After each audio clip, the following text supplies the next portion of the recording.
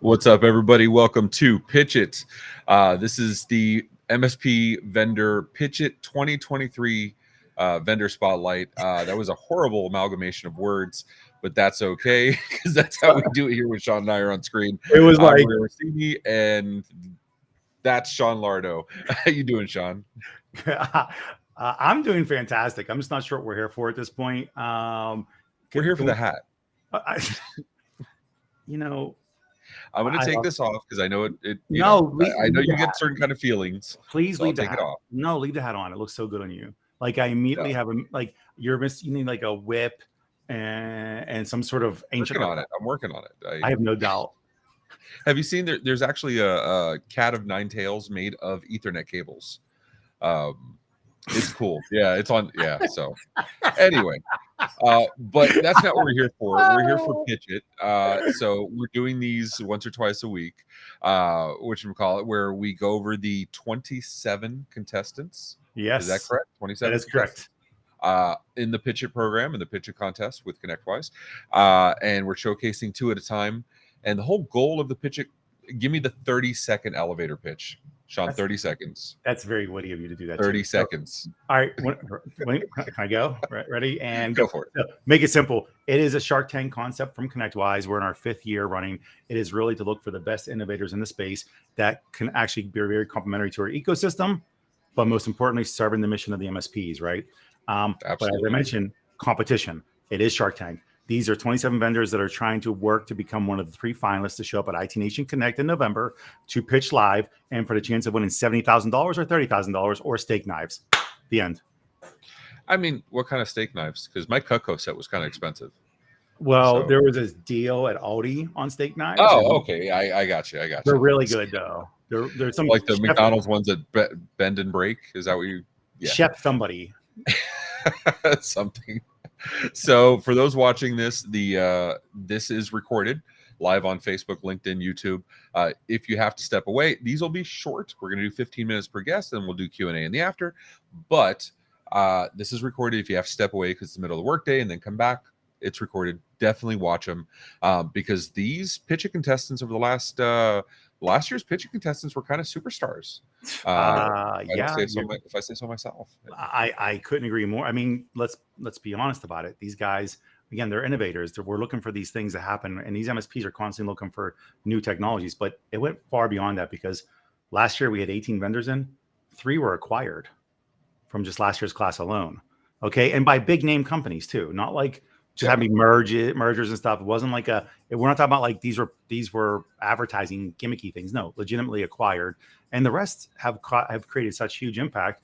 I don't know if you saw the keynote at Secure with Jason McGee. He talked about it. They were averaging. They had 40 to 60% ARR increase because of the amount of involvement they've done. And I'm not going to say it was PitchIT that did it all, of course, right? But it was. I mean, you're not going to say it, but you know. Well, I mean, kind of an awesome program.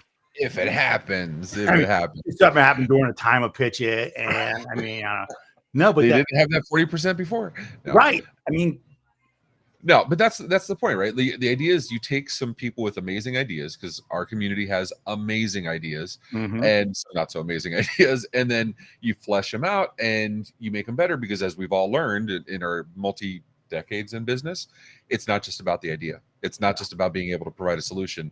It's all the extra stuff. If you can't explain it, what's the point, right?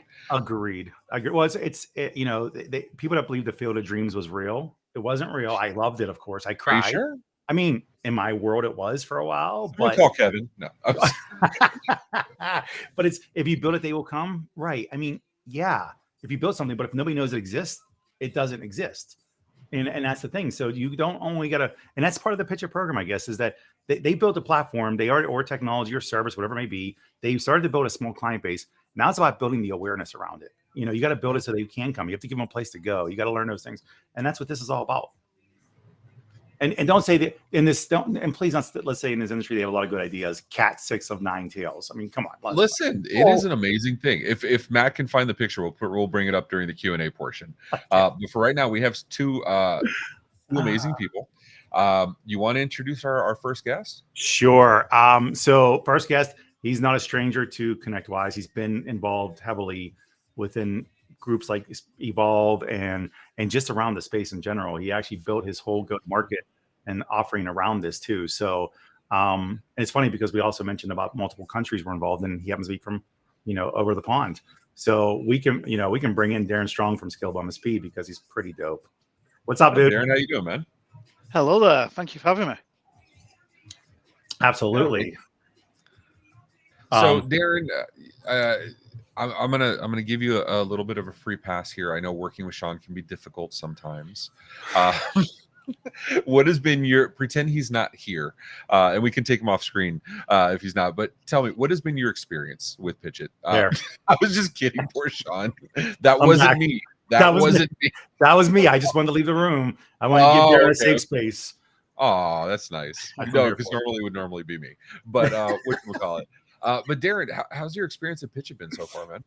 Yeah, I think Sean's just hit the nail on the head around what's the outcome. Everyone's looking at the outcome and who's going to be the winner. But I think actually the bigger thing is actually the 16-week program, and we all know this is all about people. So what people can you get yourself in front of? What relationships can you build? But also what knowledge can you get from those people? So across those 16 weeks, we're talking about people that have been there and done it around certain elements of building a service, a platform, and getting investment and winning clients, etc. And those are the people that you want to be with. You want to be in front of those. Let's not make as many mistakes. Let's do it right first time. Yeah, absolutely. So let's talk about you and your background. Where are you from? What have you been doing? How did you show up on this MSP scene? Yeah, so I'm over the pond. Obviously, with my accent, you can't hide that one. I figured you're from Kentucky. I mean, that's Pennsylvania, and yeah, he is. You can hear it. It's Dutch. Yeah, so I'm from probably more known for you guys between Manchester and Liverpool. So Manchester football and Liverpool, right in the middle there. Been in the MSP world for about 25 years. Before that, it was corporate world. Helped, went from the corporate world, 240 IT man team down to a 7-man team, small MSP. Helped to build that for 15 years, up to 60 people, 7 million turnover. Went through some rocky times there with different elements, recession, M&As, etc. Been involved in what was HTG, now called Evolve, so the peer group, and that was what changed the business. So I've been involved in that about 9 years now, facilitating for about 6 years. So currently I see about 80 MSPs a quarter with that program, and with that we see what's and all financials, etc. So feel we're well fit in looking at what is going on in EMEA around the MSP sector and vertical and what's good and bad. And awesome. To be clear, Darren, you are one of Ray's favorite offerings in the world because Ray is the Nazi of documentation and processes. Okay. Yeah. And considering, I don't know if I'd say Nazi, but I'm absolutely OCD anal about documentation. I would say that, and I just did. So therefore, it has been spoken. And with that, though, and it's so and Ray, when he was an MSP, was a huge ConnectWise user. Until we did the migration to Salesforce when he became a vendor and became larger, that was different. And so he would totally appreciate what you guys do as a whole. I mean, yeah, it's been once said that when I die, I'll have on my gravestone, Darren loves process. Yeah, definitely. It starts with that, and that's how I built the technical side of the old MSP was around that process. We had to cut back on costs. You could only do that if you had reoccurring processes and bring in less costly resource. So what made you want to join PitchIT? Through contacts, basically. So the contacts I had within ConnectWise, they navigated me to Sean. Sean did his wonderful pitch that he just did there on me. And it just makes perfect sense. I'm a big believer of, stop reinventing the wheel. I did that a long time ago in MSP. Stop reinventing the wheel, do as you're told, build the systems, build the processes, how you're told to do it. And I think the PitchIT program gives you that backing. It gives you that, let's do it this way, because these people have been there, done it, got the t-shirt, got the bruises, why do it? Why try and do that yourself? Why not learn from that? I see a question here from Dean talking about, I want to hear about that 20% EBITDA. EBITDA is in the UK. Hold on. Sorry, glasses. I have a glasses appointment today. Sean, you have pretty eyes. You can read this. I do have pretty eyes. Thank you for saying that. So especially because so he said, I want to hear about the 20% plus EBITDA in the UK, especially because I always hear that you can't command the same pricing in the UK that we can in the States. I've heard that so many times. Great question. But I've heard that in the States too. Let's be honest. Yeah, my market is different. How many times? And there's a certain person we've heard say it many times. In my area is very different, and I heard that, but I've heard that across the country, across the world. So, drop some knowledge here, Darren, and School Dean, please.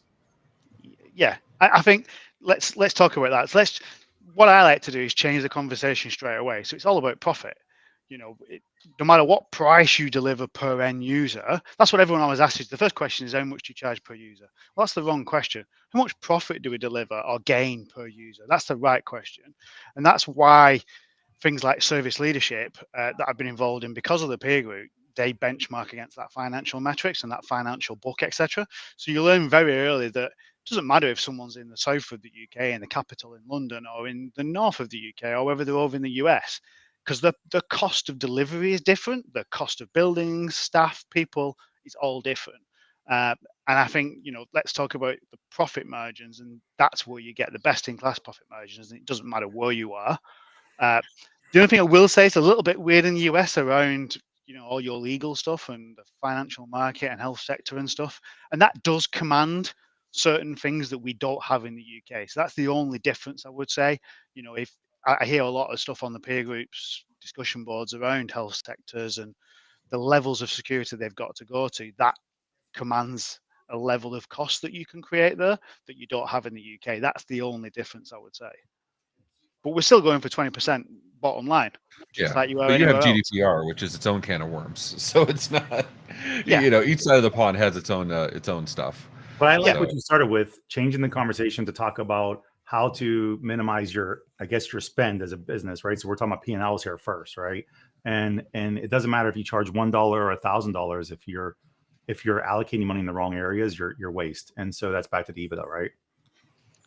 Yeah, and engineers, I know from my contacts over in the US, engineers are way more pricier in the US than they are in the UK. So straight away, you've got a massive difference there. So let's look at actually, how much it costs you to deliver service, and actually what profit do you get out of this? Because end of the day, it's all about the profit. That's what legacies are made on, and that's what your end result and next chapter is going to be on. How much can I actually get out of this business when it's sold or moved on? Doesn't matter how much you charge per user. So how does it work with the average MSP? Are you doing regular engagements as a monthly thing, a weekly thing? How involved are you with them? Yeah, it's minimum engagement of 12 months because we believe that's what makes the difference. And it's a regular engagement, roughly around 3 meetings a month, 2 to 3 meetings a month, depending on the pace we're going on. But the big difference with us is it's not one box that fits all. We believe there's lots of IT companies do it lots of different ways because that's what the client base needs, and we should fit into that, but not allow them to use bad habits. So there's a bit of coaching and consulting there. And then the other big thing is that we do the heavy lifting. So where they may have to spend 20 hours with somebody else, it would be less than half of that because we would do the heavy lifting for them inside the systems. How's the adoption on that been? I know most MSPs say I want to do it myself. Completely the opposite. Completely the opposite.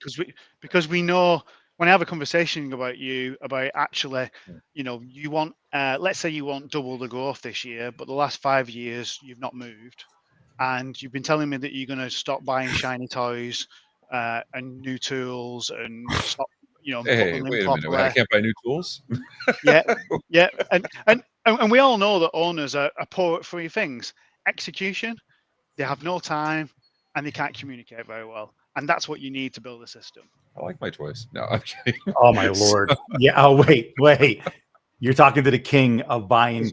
He's like, I think he watches infomercials every night. And he's like, that's a good idea. I think he just recently bought the Love Music of the 80s soundtrack albums and whatnot. See, this is just for you, Sean.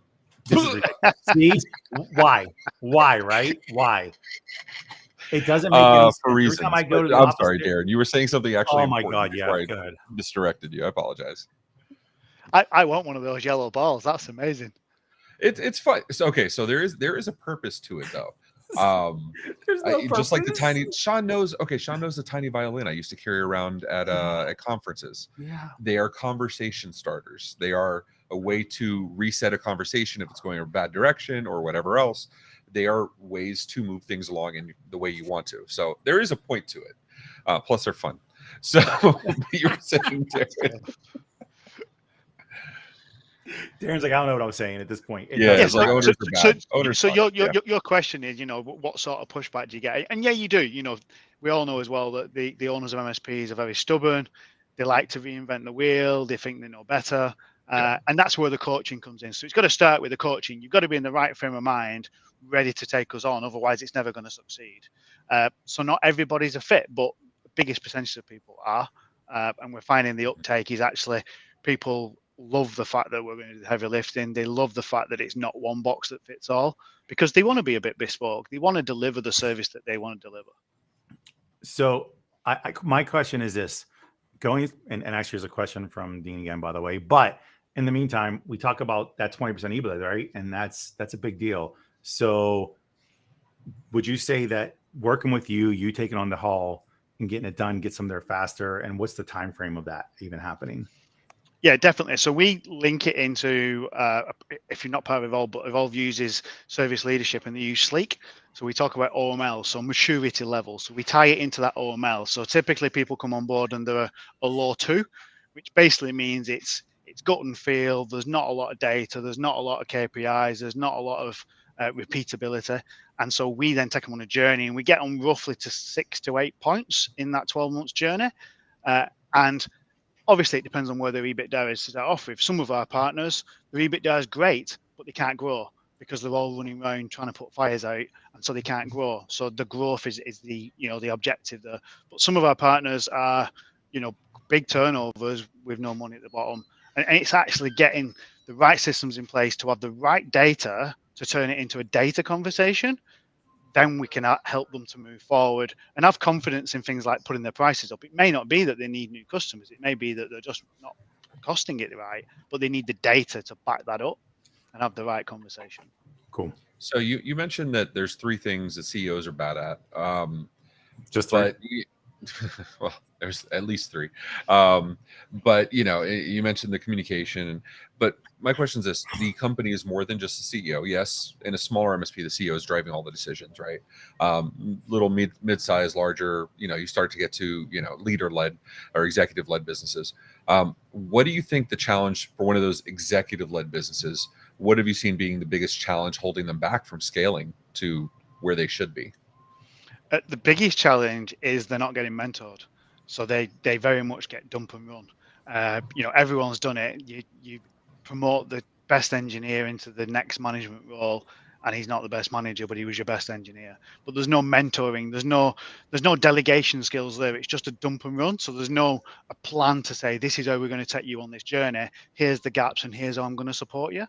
So again, we can fill that in for you. So we can build the systems, but also learn and nurture them leadership people within those set operation roles and their teams to put this in right. And that's where the communication comes in.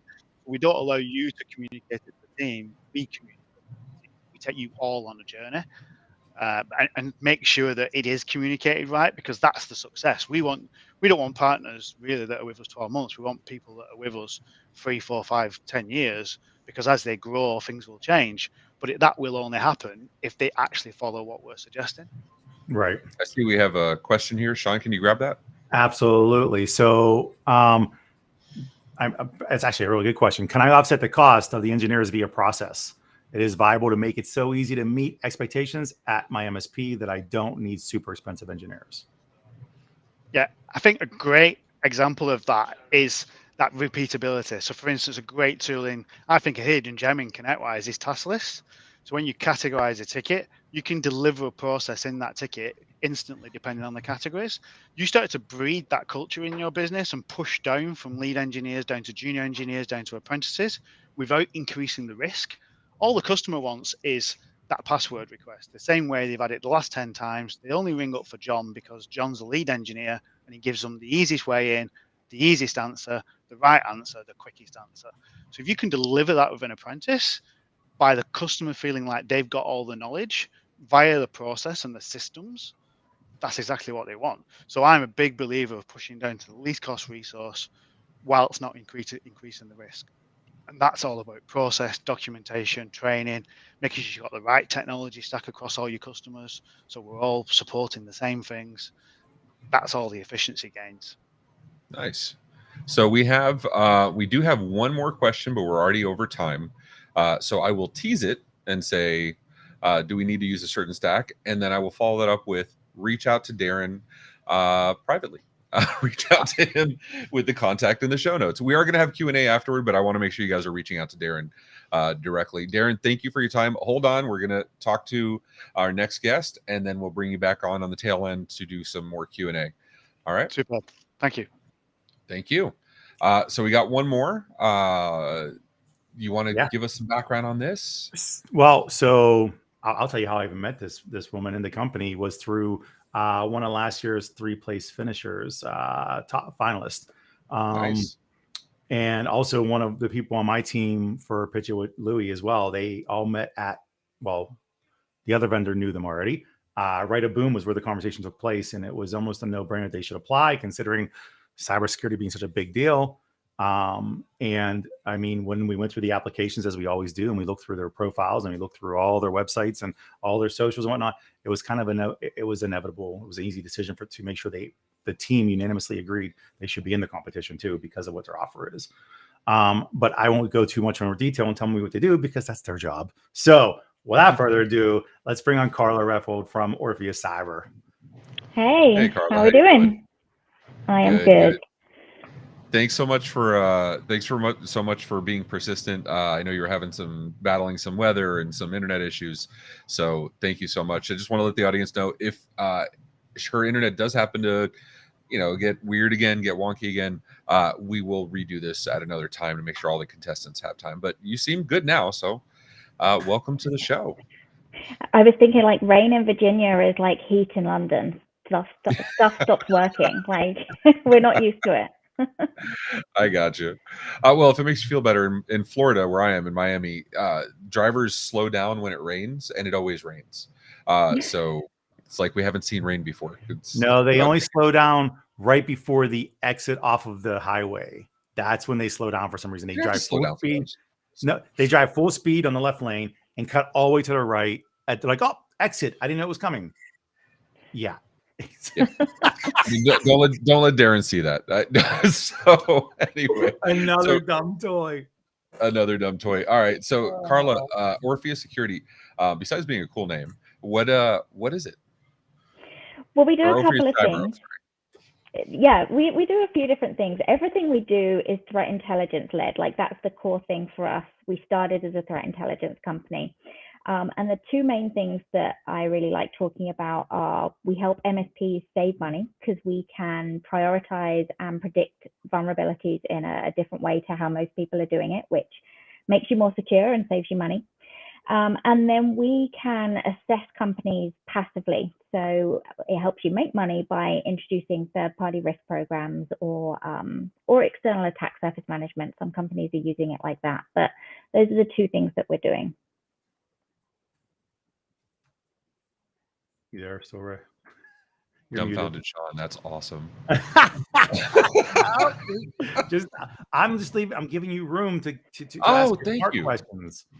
Oh well, if we're gonna do smart questions, I'm in. So, all right. So, Karla, there's a lot of, and I say this respectfully, there's a lot of security players in the space, and there needs to be. There's a lot of opening for security. Let's be honest. We covered yesterday 74 bug fixes, 38 RCEs in the latest patch Tuesday for Microsoft. So it's definitely needed. What sets Orpheus apart in this saturated space? Because I think part of the problem that PitchIT is trying to solve is how do you stand out? How do you make your voice heard and be visible when there's so many options out there?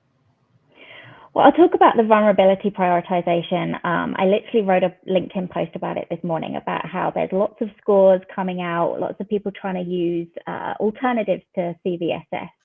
So the thing that we're doing differently, apart from kind of being threat-led, which not a lot of these scores are, is we're predicting which vulnerabilities will be exploited in the future. So only around 0.5% of vulnerabilities are ever actually exploited. And no one is really looking and predicting which of those you should focus on. So that's the main thing we're doing that's different. And the other thing that really sets us apart is we've had this tested by the UK's Ministry of Defence, so DoD equivalent. spent 18 months testing our data, said we're over 90% accurate at this prediction. No one else has put their scores up for that kind of scrutiny and got a government department to say, hey, we're putting our name and validating this. So those are the things that are setting us apart in that. You're muted, but you're doing well. You're muted. That's all right. All right, but I did put You're just trying to make me think my internet's going, right? Like you're just trying to... I know, right? I'm sorry. My goal is not to torture you here, especially that's for Black Mirror, right? That just came out. We were watching it last night. I did put your LinkedIn post, the one from today, in the chat for anybody that wants to go read that. Go ahead, Sean. I was say I like the fact that it was vetted out by equivalent to our DoD and whatnot, because I think that says a lot. I mean, if your government's anything like our government over there, it's like a 25-year waiting list to get things vetted. So they really vet it, like literally they vet it. So that's kind of a big deal. I'm curious though, have you tried to take that to, now that you've done it there, are you going to try to do it here with our government as well and see what they say? Have you done anything like that? Yeah, there's a few people that we're talking to, and our DoD are trying to make some inroads there for us. But as you say, it's a very long, slow process. As is long and slow, but yours is far bigger and slower. So hopefully we'll get there, because I think the application is good. Well, we always try to be bigger and better. I mean, that's just the reality. Like, oh, it's easy here. Forget that. Watch us. Hold my beer. Yeah, absolutely. You do everything bigger and better for sure. That's why I'm here. So what does typical engagement look like with an MSP when they just choose to partner with Orpheus? It depends how you want to consume it. So we have a platform, so you can take your scan results and put them into our platform and use that, or we have an API. So the engagement then depends on how you want to consume it and what kind of level of dev work you want to do. But if you're going to use our platform, you can be up and running in I'll say an hour, but it's literally 5 minutes. Wow. So I see something here that kind of jumps out at me. Your website has third-party supply chain risk management. Yeah. That jumps out at me because I've personally been pushing back on our vendors to give us their sub-processors, and we talk about Sbomb over and over and over again, and how it's been, source of angst for security researchers. Can you tell me what that looks like in the MSP world? Because MSPs, I don't know anybody that is in that space of third-party supply chain risk management. Yeah, and do you know what we got told the other day? There's a whole subreddit about us, about how we're one of the only companies that actually want to work with MSPs, because the other people that do what we do, they don't want to sell to you how you want to buy, as I understand it, with that monthly, all of that stuff.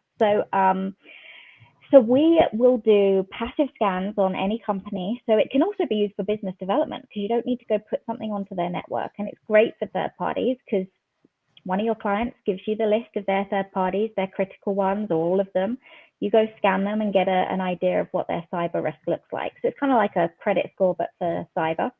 And we are starting to see adoption of third-party risk programs. When I started looking at how we might break into the MSP world about a year ago, I felt like no one cared about third-party risk. And now you do, because the industry, I'm floored by how fast the cybersecurity in this industry is maturing. So we're already talking about third-party risk programs, which is important and exciting. Yeah, that's been one of the weird things. I've often said that MSP is typically about 10 years behind in business and technology from enterprise. The easiest comparison is RPA. RPA is just getting into MSP world the last 24 months, but RPA has been in enterprise for 15 years. So when I see something like this third-party supply chain risk management stuff coming to MSP, it's great, but you're exactly right. MSPs consume things in we're kind of a different animal in the way we expect things to happen. Enterprise world, you sign a 2-3 year contract, you pay the full 2 or 3 years up front, and you're done. That's the conversation. And you have some enormous, onboarding fee. MSPs want to consume monthly, and they want to have consumption based, and they want to have that stuff. What have been your challenges in getting into the MSP space, in trying to adapt to some of the needs of the MSPs? I spent a long time coming to events, listening and kind of learning, because I haven't worked with MSPs very much before. We have a couple that we work with in the UK, but I haven't done it out here. And that was the main thing that I heard. This is how I want to buy. So that was just a no-brainer. All right, that's how we'll price. That's how we'll sell to you. Like, you don't, enterprise pricing and enterprise structures don't work. So we'll make it work for you. It seems really obvious to me. So how's the response been from an MSP since you started to offer this, though? I mean, again, because to Ray's point behind, also the fact that what you said, other people that are in your space aren't really charging the way they should or whatever, not working with MSPs the way they should. So how has your experience been so far with them? It's really getting going. I'm really kind of getting excited. It's probably the start of this year that we went, right, let's, really start pushing the product and like having more conversations, exhibiting, etc. And I can see that snowball effect coming in. So, which is, great. I feel like how the industry works, right? You will tell each other who you like and who's good, and then you will trust each other. And that's very true. Yeah, this is definitely the MSP space is a group of friends that are also frenemies that still become friends somehow once they have drinks, and they still make fun of each other. It's the most amazing thing, right? So look, and Ray's like, yeah, that's what we do at every conference. It's literally absolutely, yes, it's rinse and repeat each time. So yes. So what do you typically get for questions? What are the FAQs you get from the MSPs when you talk to them? So there's I guess a few. I mean, one of the main ones is like, what can I scan with? So if we're going back to the vulnerability scanning, like what scanner can I use? The answer is you can use anything. So we can consume. We have a few integrations, and we're building out more. But we can consume any result. When it comes to third-party risk, a lot of the questions around, well, who of my third parties should I be monitoring? And then we can work with you to try and work out who your critical suppliers are. If you want to sort of start small and scale, like who are the ones that if they go down, they put you out of business too. That's kind of where we start. Nice. So you're actually scaling with them. So it doesn't. There's no size of MSP that should or should not work with you. I mean, pretty much. That doesn't feel like a great business plan to say. Like, well, okay. So it goes back to the whole "my market is different" conversation, right? It's every sales conversation I've ever had with an MSP. At some point, they say, "Well, this is good for small customers, but this is not good for big." Like, cyber criminals don't care. They truly don't care. If you have an IP address, they'll find you. That's it. That's the qualifier. And so it drives me nuts. So I appreciate that Sean even asked the question. I appreciate your response, because size really doesn't matter when it comes to security. No. You know what I mean? I think it's more about, I think the reason why I even asked the question is because MSPs want to know that you're going to be able to scale with them, that you can support the mission that they're doing, right? So, and there is and to what we said before about my market is different. There are MSPs that'll look at products and say, they're too small for me.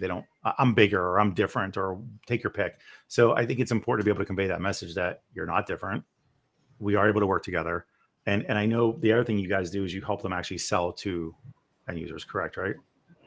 Yeah, I put a lot of time into that too. Like, well, how can I support you to sell? Because some of these concepts are newer to the market, and there will be things that your clients probably go, I don't really need that. So like, that's too big for me if I'm a small company. So how can I help you answer those questions and convey our benefits to your clients too?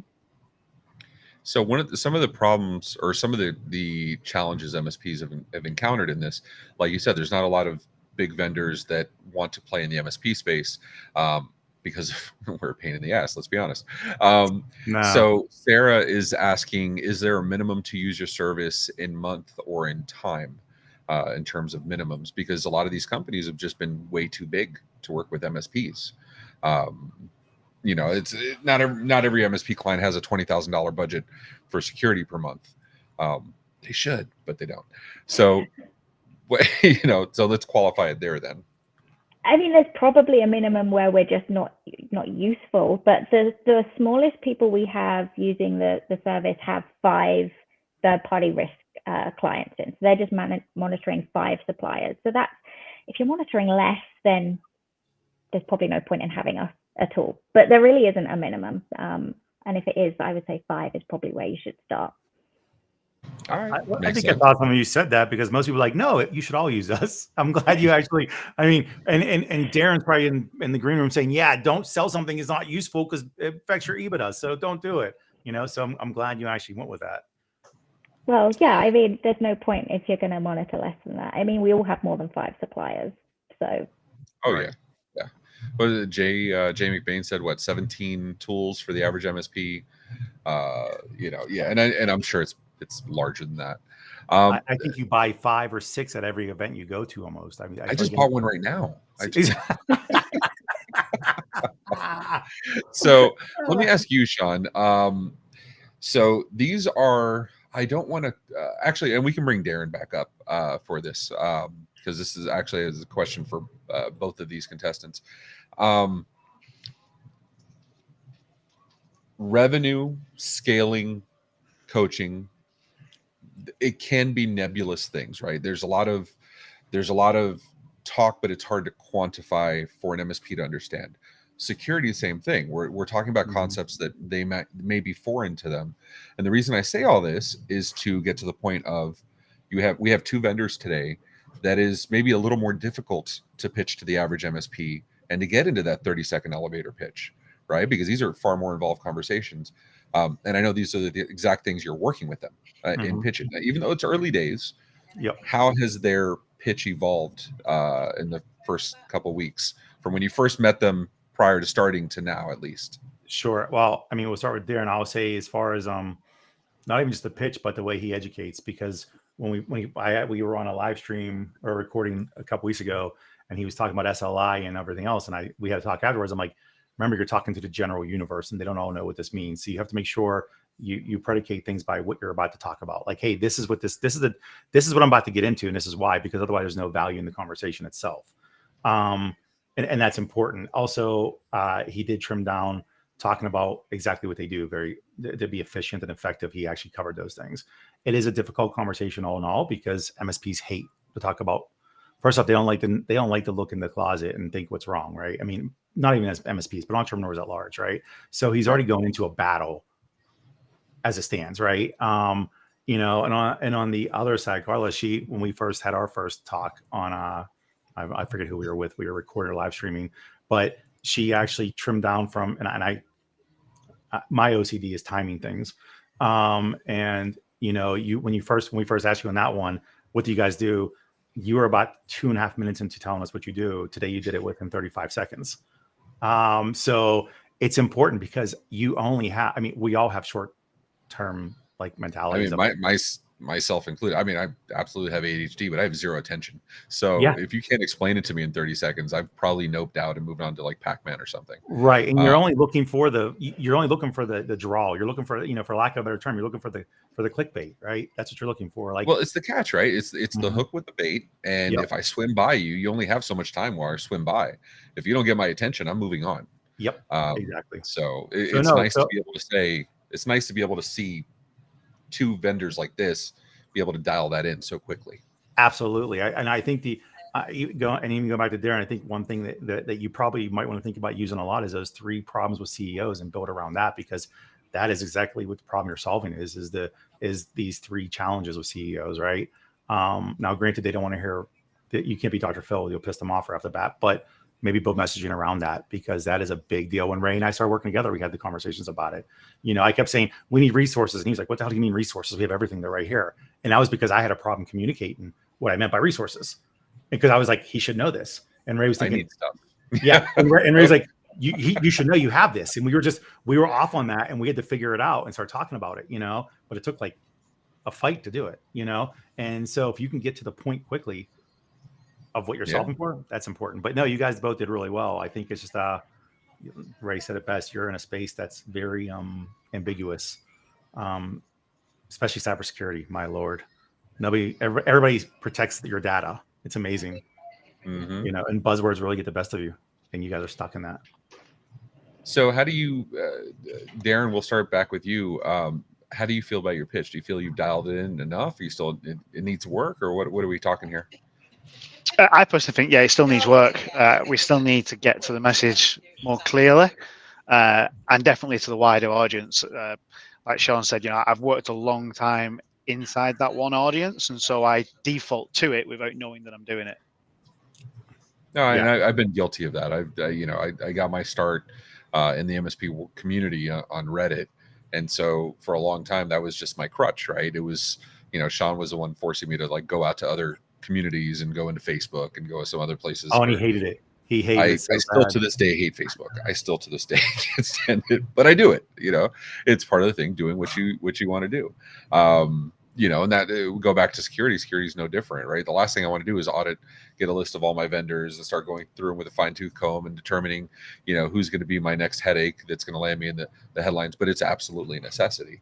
Karla, what about you? How do you feel?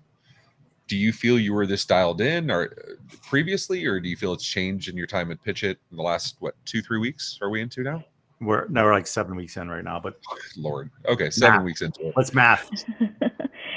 I think our challenge is we do a few different things that are all interconnected when you see them. So getting that message across really quickly is hard for us. And I'm trying to focus on, well, how do I make or save you money? Because I feel like once I can explain that, then the security bit comes after. But I might change my mind over the next 9 weeks of the program, right? As we learn more. You will. We all. It's inevitable because then. And it's a struggle point for all of us because we hear things that are like, oh, that makes sense. I should probably mention that. And it's like, should you really mention it? Maybe, maybe not. But you kind of have to try and see how it resonates because we're very myopic when we create these things, right? So if you don't pitch it off, my advice is always go pitch to your mother. She doesn't know what you said, then you haven't done a very good job. And she's not going to know what everything is, of course. But if you can't boil it down to her understanding because she doesn't know what the hell you guys do in the first place, then you're not universal. Well, and that's kind of the crazy thing, right? Like, I can't tell you how many of my friends and family still think I'm an IT company. Like, that's the way it is. Like, it'll come up in conversation where they're like, yeah, my computer's broken. I'm like, cool, why are you telling me? Like, you know what I mean? And so, but it's that, and people forget, like, if you're not giving out business cards, if you're not having that conversation with just everyday people, you're never going to hone your craft. Where I've, since turned it into, everybody now knows what I do. I will sit there and I will tell everybody my 30-second pitch, but everybody knows. And if it's useful, it's useful. If it's not, it's not. Move on. But, it's something worth practicing. We have a very serious question from Dean. Sean, I won't make you read this. I'll read it because it's short. Less words, more good. Favorite football club from each of you. Karla, we'll start with you. Do you have a favorite football club? Well, I'm right near the Commanders, so I'm going to have to pick that one. But I'm assuming he's playing on us being British, in which case I'm an Arsenal fan. There you go. What about you, Darren? Manchester United, yeah. No, yeah, I figured you were going to say that. Yeah, I'm bang in the middle, so. You said you were right. Yeah, exactly. Sean, football, this is not pigskin. This is the other football for the rest of the... I thought there was a club for people. I just want to know I could join a club. I love club. I don't know. I just said, shouldn't you sing like ole, ole, ole or something now at this point? Aren't we supposed to start chanting this stuff and getting all excited? I don't think our soccer chants are suitable for this kind of broadcast. I'd be surprised. Not this one. Maybe another time. Maybe we'll do that on the tech bar or something. No, I think but who has the really cool "You'll Never Walk Alone" or something like that? Who does that chant? That's Liverpool. Oh, they're way cooler than Manchester. Sorry. And with that, Darren, is there anything else you'd like to tell our audience? Where can they see you next? What are you doing? Are you posting on LinkedIn? How can they find you? Or where can they find you best? Yeah, mostly prominent on LinkedIn, so that's the best place to see me. But I'm actually at the ConnectWise user event in Manchester in 2 weeks' time. So I'm actually the guest speaker there. Awesome. So if you're in Manchester and you're going to that event, you'll see me there. Awesome. And what about you, Karla? Besides, obviously, the post you just posted today, where can MSPs find you? Yeah, I'm on LinkedIn quite a lot. I'll be at ChannelCon in Vegas in a couple of months, and I'll be at IT Nation later this year too. Awesome. Well, we definitely need to sit and grab a coffee and maybe record another interview. Sean, you're going to be at Vegas with us? For what? ChannelCon. Yes, I am going to be there. I'm waiting to find out what other details I have. I'll be in Tampa next week for ASCII. Apparently I love Florida because I keep going back to like every other week. And I'll be at ChannelCon. I'll be actually, I'll tell you what, CompTIA is working on a pretty cool thing that I'm part of. And it's about the education of MSPs that are within a certain dollar amount of how to scale their business. So you guys are all applicable to this, right? And there's multiple teams working on multiple groups. It's funny because I work on the process group. Because you on the process. Yes. Who do I need to talk to make some clarifications on qualifications? The number of times I begged you to read a doc or write a doc. So well, we'll get it. You know what? It's the reading and writing part get me. Yeah. You know what? Let's stay on track. Thank you very much, Darren. Thank you very much, Karla. I want to be respectful of everybody's times. Matt, you got that cat of nine tails to show us real quick? Cat 6 of 9 tails. Yeah. This is the cat 6 of 9 tails. There you go. Don't understand. I mean, I do. I really do. You do. You know you do. You know how much money that was worth on the streets back in like the early 2000s? And with that, thank you, everybody. We will be doing the next vendor spotlight, PitchIT 2023 vendor spotlight next Friday at 1 p.m. Eastern, where we will have Hackware and VCIO. So thank you much, everybody. We appreciate you. And until next time, take care. Peace out. Bye. Yeah. This has been a broadcast of the MSP Media Network.